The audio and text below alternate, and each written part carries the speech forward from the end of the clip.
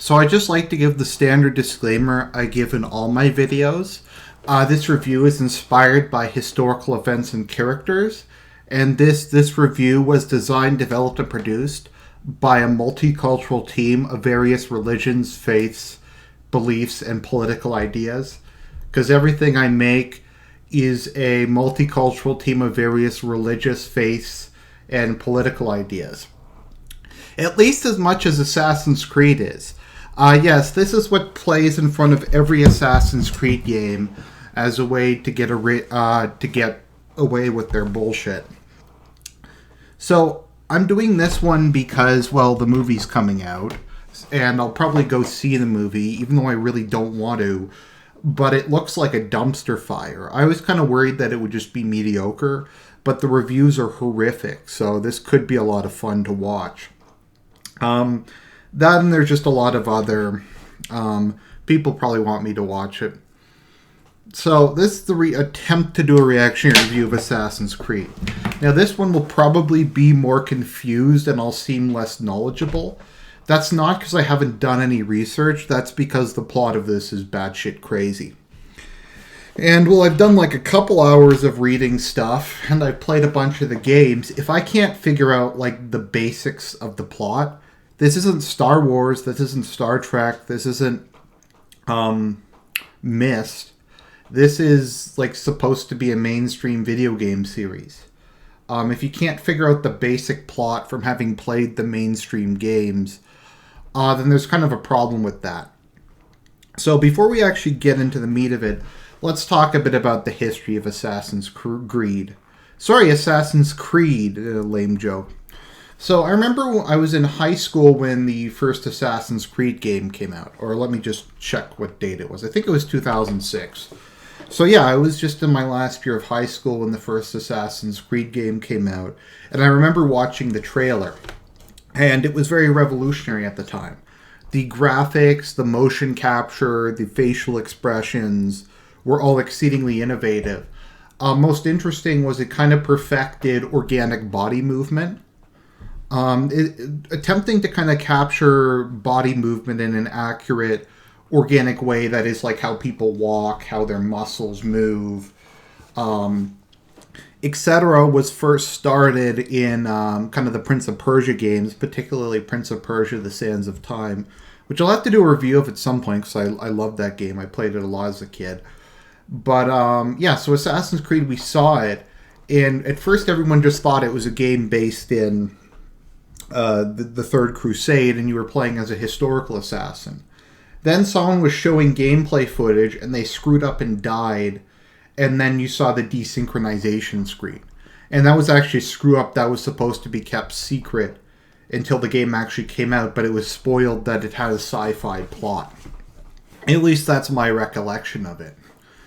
So the first Assassin's Creed game, I didn't play on Xbox because I didn't have an Xbox 360 at the time. I got it for a PC. And it was okay. The first Assassin's Creed game had excellent graphics, voice acting, but most of the game was padding. There was not enough dialogue. The plot was kind of confused. You only had access to 4 weapons, and they were all pretty similar. The combat was super simplistic. So people were like, this is good, but we really need something more. And then Assassin's Creed 2 came out, and it fixed all the problems with the first game. The plot was better, there was more characters, there was more depth for the characters, there was a lot more weapons, there was like a pistol, you could upgrade out like everything. And then after that, we get into the Assassin's Creed trilogy, which is they're like, okay, so we made Assassin's Creed 2, but we're going to do the standard thing that assholes do. We're not going to make Assassin's Creed 3 yet. We're going to make Assassin's Creed Brotherhood, which is basically an epilogue to Assassin's Creed 2, but is shorter. And Assassin's Creed 2 entirely takes place in Rome. Now, that's kind of interesting. They added in the crossbow, which was cool, so there's a lot more kind of stealth elements to it. And it was just kind of the gameplay was better, the story was worse. And then they made the third Assassin's Creed game, Assassin's Creed Revelations, which takes place in Constantinople. And that's really when you can start to see how left-wing the creators of the game were. So you have to kill the last Byzantine, the last Kaminos or whatever, and confirm that the Ottomans are running the Byzantine Empire. So that's fun.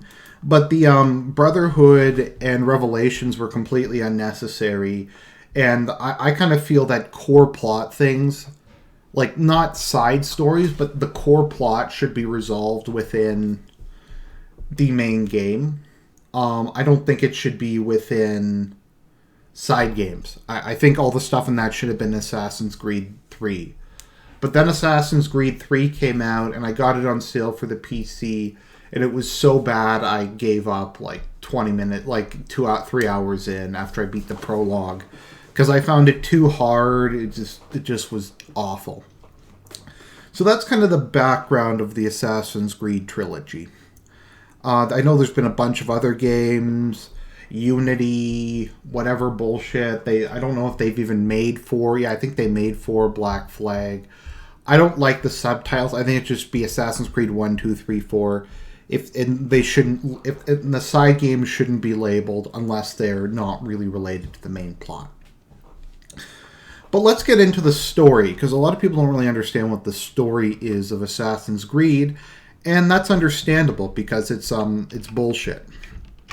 So, kind of similar to Ancient Aliens or the non-canon, at least I consider it non-canon, background to Evangelion, there was a race of humans who presumably came to Earth, humanoids. Now, I don't think it's specifically stated that they're aliens. Oh, okay. They claim that they're native to Earth and a product of thousands of years of evolution. I think it makes more sense, and I sometimes do this when I'm doing reviews, where I just change it in a way that's more coherent to me, at least. So the Izu, if that's how you pronounce it, Isu, whatever. The Isu were aliens. I know they aren't actually aliens, but it doesn't make sense that they're not aliens. So they're aliens who came to Earth and colonized it. So they were a extremely long-lived species, basically like every great ancestral race, every Forerunners, like the ones in Halo, the ones in Eva, the ones in pretty much everything. So they came to Earth, they had triple helix DNA, I don't even know if that's possible, and they had an extra sense, which they called knowledge, but which is psychic powers, precognition, remembering past lives, telekinesis, making thought reality, etc. So they created humanity as a form of slave labor because they were long-lived but reproduced very slowly. So to expand their civilization, it developed into a caste system where the Izu were on the top, or Ishu. I'm just going to call them the Izu.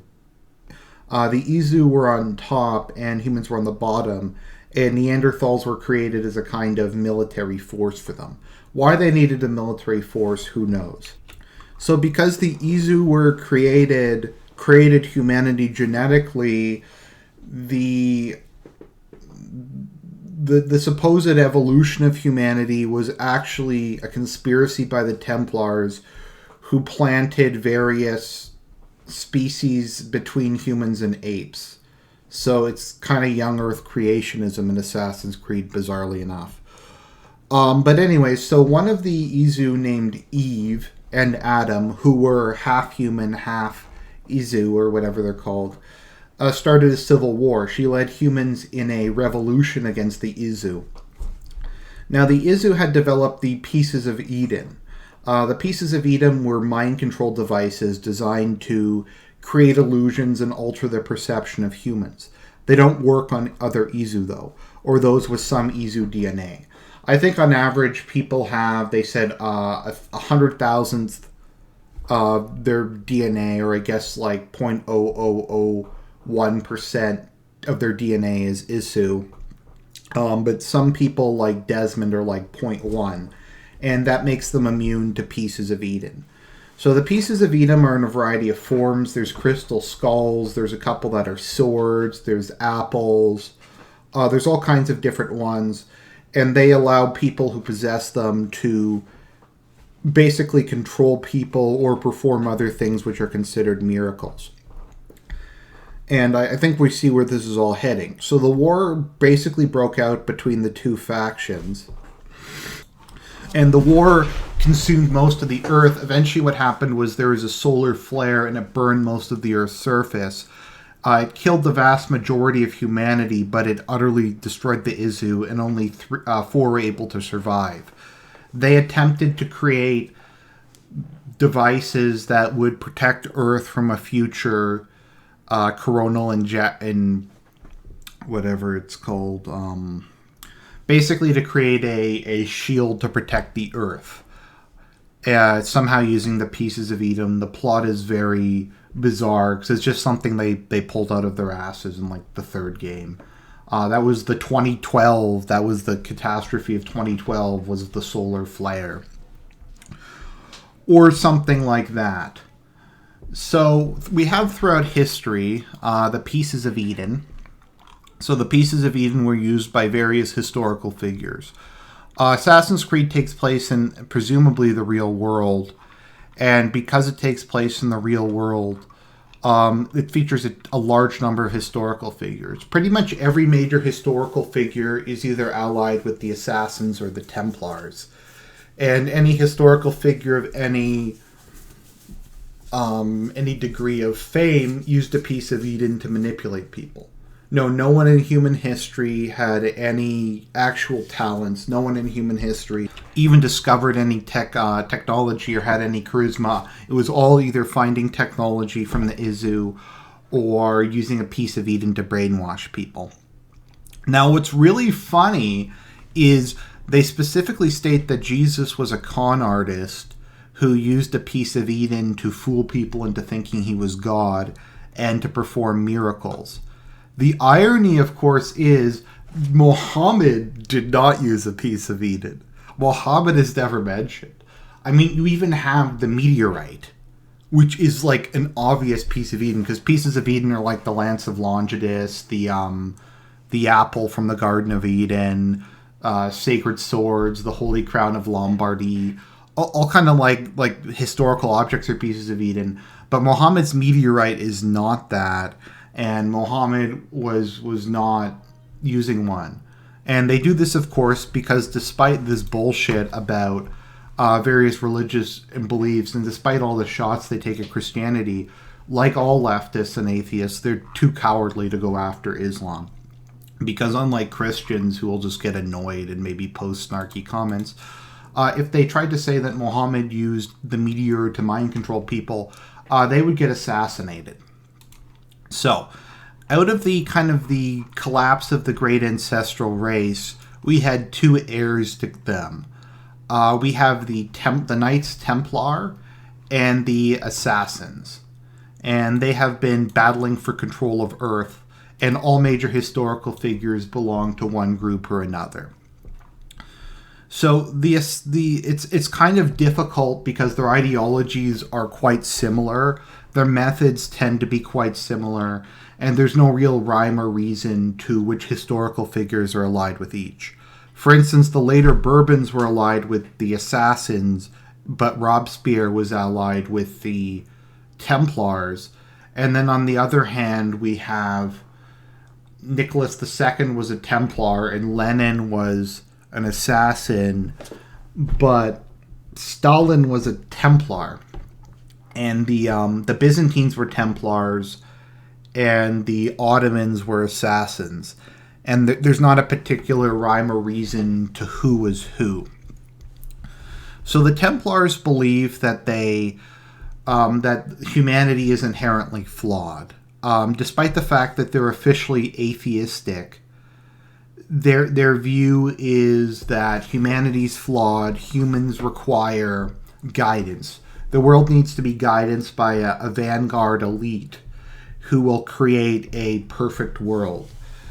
Despite being kind of the right-wing faction, they're against all racism, cultural identity, and religion. So they're basically exactly the same as the Assassins. So traditionally, as far as we can determine, most of the great empires in history were established by the Templars, as what they really wanted was a global empire that could control humanity and bring about world peace by having one faction win. So they assisted Alexander the Great. They assisted Darius the First. And keep in mind, all these people, none of them accomplished anything of themselves. They gave them magical devices that did it. They founded the Qin dynasty, Rome. They crucified Jesus to get a piece of it. So basically, they eventually reorganized as the Knights Templar as we know them during the Crusades.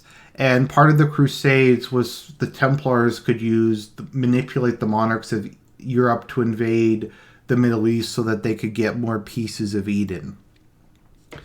And yeah, it's very confusing.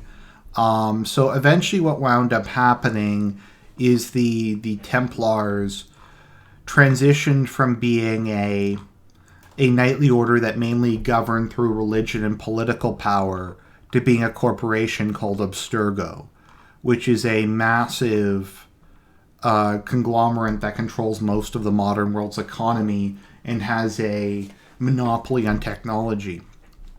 Interesting, Napoleon was a assassin, which is kind of weird.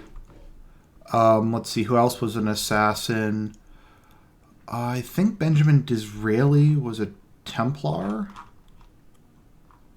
Benjamin Disraeli was an assassin despite being a hardcore nationalist and scientific racist. However, Henry Ford, Thomas Edison, J.P. Morgan were all Templars. Tesla was an assassin. So let's just go through some more of this.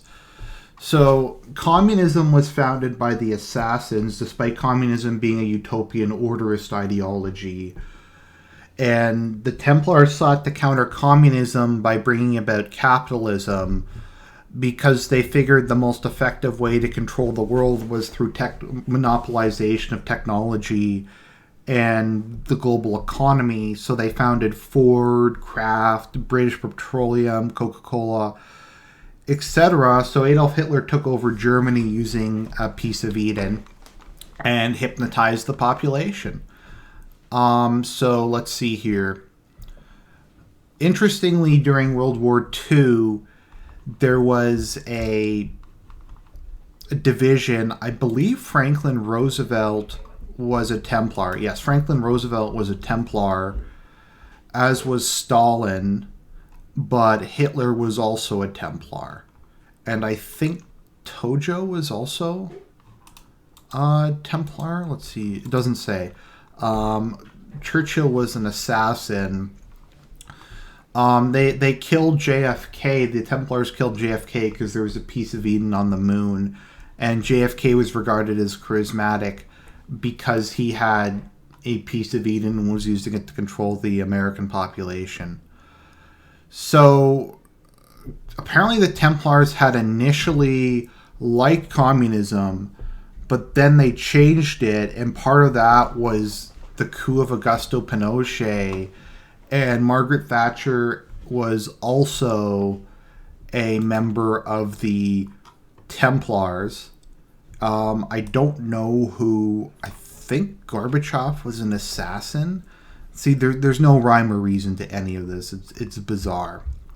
So yeah, they wanted to create basically a new world order in which Abstergo basically owned the world, and that a cabal of Templars would control everything. And because they would control the world basically directly, as opposed to it through an empire, they could end all war.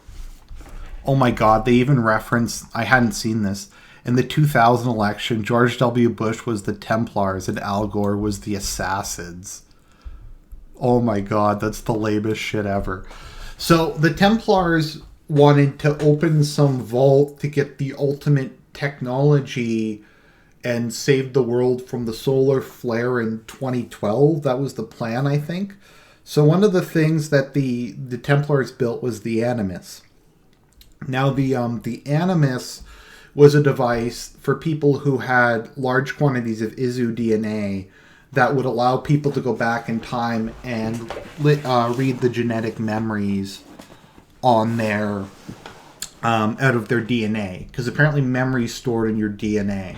Although this is inconsistent because you have a memory of your ancestor being conceived by Altair, but then you also see Altair's death later, and you have that memory despite the fact that that happened after you were conceived, so there was no way for it to work. So it's kind of spiritual and kind of biological. So they kidnap Desmond Miles, who is the son of the head of the Assassin's Order, and he has, I think, one of the highest remaining amounts of Izu DNA. So they go back in time because he's descendant from most of the leaders of the Assassins, namely Altair and Ezio, and they use him to go back in time, and by reliving his memories, they're able to figure out where various pieces of Eden are hidden, because they were hidden by previous assassins. If this is sounding like complete bullshit, it's because it is, and I haven't actually even gone into the plot of the games. So the Templars were generally speaking skeptical of the individual.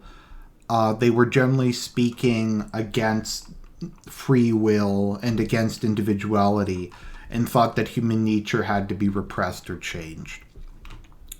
So on the other hand, we have the Assassins. So the Assassins... Oh, one other thing. The Templars are explicitly atheist. I think there's one or two religious members. Yet despite being atheists, they pray to the Father of Understanding. Yeah, I don't get it either. But anyway, so we have the Assassins on the other hand. Now, the Assassins were founded around the same time as the Templars. And they're very similar to the Templars. Once again, it's almost impossible to determine a pattern. Generally speaking, though, the Assassins can be described as anarcho-socialists or anarcho-communists, kind of is what their ideology is. They're obsessed with social justice, individual freedom, moral relativism, and yeah, basically liberalism, leftism, anarchism, and socialism are all things that the Assassins believe in. So the Assassin's Creed is nothing is true, everything is permitted. And we'll try to go through it. Their whole ideology is basically bullshit, but yeah. So the three tenets are: stay your blade from the flesh of an innocent, hide in plain sight, be one with the crowd, and never compromise the Brotherhood. So as opposed to the Templars, the Assassins believed that by killing various political figures, they could lead humanity to individual freedom. They rejected ideas of greater sense of responsibility or any form of overall morality, and believed that basically everything was up to the individual to build their own moral center. So the core belief of theirs is nothing is true, everything is permitted. So, in general, they are opposed to tyranny, any form of order. They're the champions of the poor and downtrodden, and support freedom, equality, and human rights. They're like all kind of leftists. They believe that their views are completely scientific and have nothing to do with morality or faith. They're completely skeptical, and they believe that everything should come through objective reasoning. Of course, objective reasoning can only lead to one path. It can only lead to moral nihilism. It can't lead to any kind of religious ideas or any kind of overarching philosophy. Let's see here. So full objectivity is what's desired, but full objectivity is unreachable. So part of it is one can only know that one knows nothing. So let's see here. So they reject all ideas of the transcendent, all ideas of ideology, all ideas of morality, and a rejection of objectivity, despite the fact that they view their own ideology as completely naturalistic and scientific. So they're basically like any postmodernists who deny anything is true except for postmodernism. Yet despite their complete rejection of morality, they have an extremely specific set of things they support, like social justice, redistribution of wealth, all sorts of things, and they reject the idea that states can freely choose to go against liberalism. So they're in favor of basically anarchy, but like all modern leftists, they're against the idea that anarchy applies equally to all people. Some people are, all humans are free, but some humans are more free than others. And this is a recurrent theme we normally see in things written by leftists, is they don't have any self-awareness. Like in Divergent, at the end when they reestablish democracy, the people who want to restore the faction system are not allowed to run because the public would just vote to restore it. They don't want democracy. But democracy has to be forced upon them, and part of democracy is not allowing the people to vote on things that the democracy needs. So it's completely self-refuting. So yes, they basically believe that they can chase any desire. They can be used for immorality, etc. Liberal belief system with their support of cultural expression in life. They imply that all values are meaningless. So Ezio claimed that it's a scientific theory rather than a doctrine. So they don't believe in objective reality, except that everything they believe is entirely scientific. Yes, it does not resolve. So they believe that once the state has faded away, once everybody is completely free as an individual, then and only then will true utopia be realized. So here is some list of some assassins: Suleiman the Magnificent, Philip IV, Leonardo da Vinci, George Washington, Sam Adams, Lenin, Alexander Graham Bell, Winston Churchill, the Sons of Liberty. Let's see here. We also have, as far as the Templars go, we have Bernardo Chevalier, Caesar Borgia. Let's see here. Rodrigo Borgia, King Arthur, Adolf Hitler, Joseph Stalin. So there's really no rhyme or reason to any of this. There's just two factions that are theoretically different, but in practice behave in a very similar way, and theoretically have very different belief systems, but in practice are extremely similar. So that's, I think, basically kind of the backstory of Assassin's Creed. And eventually what winds up happening is after the 3 games, the Izu try to re-emerge, and Desmond sacrifices himself to activate a machine which creates a shield that blocks the planet. And I played through Assassin's Creed. I saw the ending of Assassin's Creed 3. I couldn't understand any aspect of the ending. It was maybe the worst ending I've ever seen in a video game. So I think he sacrifices himself to stop the thing from blowing the planet up, maybe. It doesn't make a lot of sense, and despite the main plot being resolved, because it's Assassin's Creed and because Ubisoft sucks, and most people would agree that Ubisoft sucks, yeah, that's pretty much it. So hopefully you enjoyed this reaction review, and there will be one after I see the movie. So I'll talk to you guys later. Have a good day.